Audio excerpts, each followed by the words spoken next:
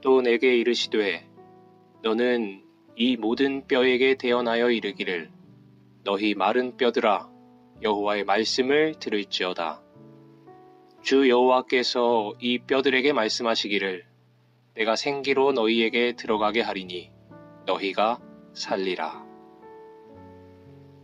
금리교회 성도 여러분 안녕하세요. 2022년 2월 22일 새벽 기도의 말씀입니다.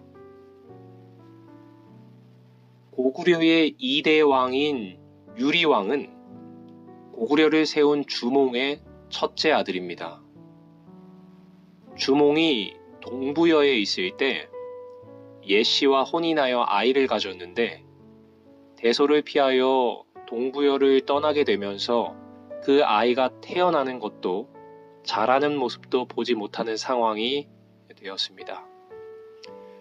그래서 주몽은 부여를 떠나기 전 예씨 부인에게 하나의 징표를 남기게 됩니다. 그것은 7 모가 난 돌 위에 소나무 기둥 아래 감춰놓은 징표였습니다. 그는 아들을 낳으면 그 징표를 가지고 자신을 찾아오게 하라고 말하면서 그것을 가져온다면 내가 그를 아들로 인정하겠다고 이야기했던 것입니다. 장성하면서 아버지를 닮아 뛰어난 활솜씨를 자랑하게 된 유리는 어느 날 동네 여인의 물동이를 장난삼아 구멍냈다가 아비 없는 자식이라 그렇다는 꾸지람을 듣고 어머니에게 아버지에 대해 묻게 됩니다. 어머니는 아들에게 아버지에 대한 이야기와 그 징표에 대한 이야기를 전하게 되고 그 징표를 찾던 유리는 결국 자기 집 마루 주춧돌에서 아버지가 남긴 징표인 끊어진 칼 반쪽을 찾아내어서 아버지를 찾아가게 됩니다. 아버지 앞에서 내민 칼 조각이 아버지가 가지고 있던 칼 조각과 정확히 맞아떨어지자 아버지 동명성왕은 그를 아들로 인정하게 되고 그는 고구려의 태자가 되어 훗날 고구려의 제2대 왕으로 등극하게 됩니다. 지금에야 DNA 검사를 해보면 친자를 정확하게 찾아낼 수 있지만 이러한 기술이 없던 그 시대에는 이러한 징표가 큰 역할을 했습니다.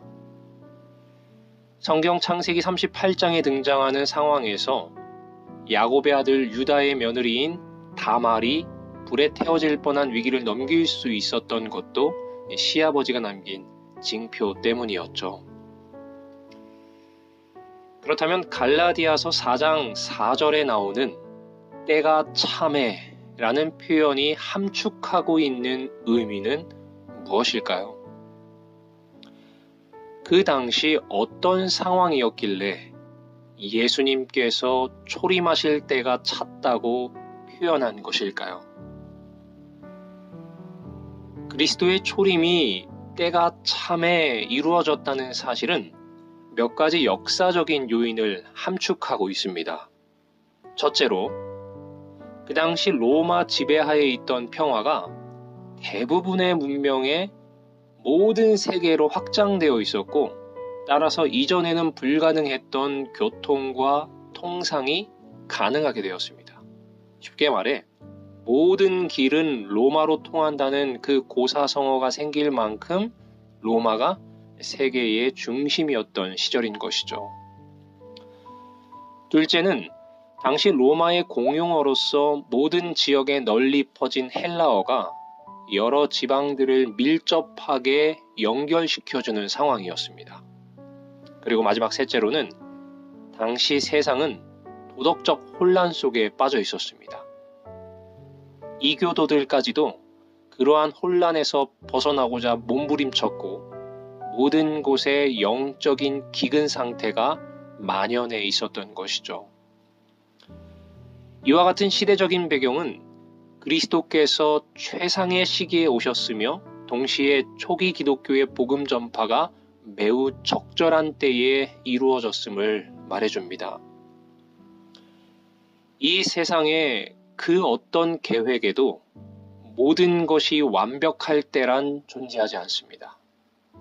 그러나 하나님의 계획은 가장 완벽한 타이밍을 연출하기 위해 4,000년이라는 시간 동안 기다리셨습니다. 그리고 마침내 때가 참해 에덴에서 예언되었던 구주의 강림이 성취된 것입니다. 징벌을 상징하는 암행어사의 마패, 결혼을 상징하는 반지, 또 행운을 상징하는 네잎크로버. 이처럼 세상에는 다양한 표징이 존재합니다.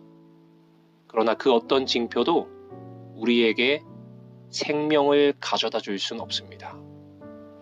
그러나 우리에게 유일하게 영원한 생명의 징표가 되어주신 분이 계시니 그 이름도 귀한 예수 그리스도이십니다. 우리에게 표징으로 주신 예수님을 우리의 마음에 모시고 오늘도 하늘을 향해 한 걸음 한 걸음 나아가는 모든 금리교회 성도들이 되시기를 바랍니다. 오늘의 기도 제목을 말씀드리겠습니다.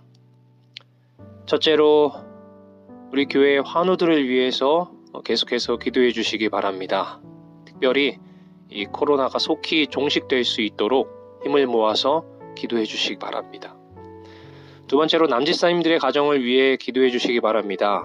이찬원 집사님, 하명기 집사님, 홍영호 집사님, 김지철 집사님의 가정을 위해서 함께 기도해 주시기 바랍니다. 세 번째로 교회 도르가와 지역사회 봉사회를 위해 함께 기도해 주시기 바랍니다.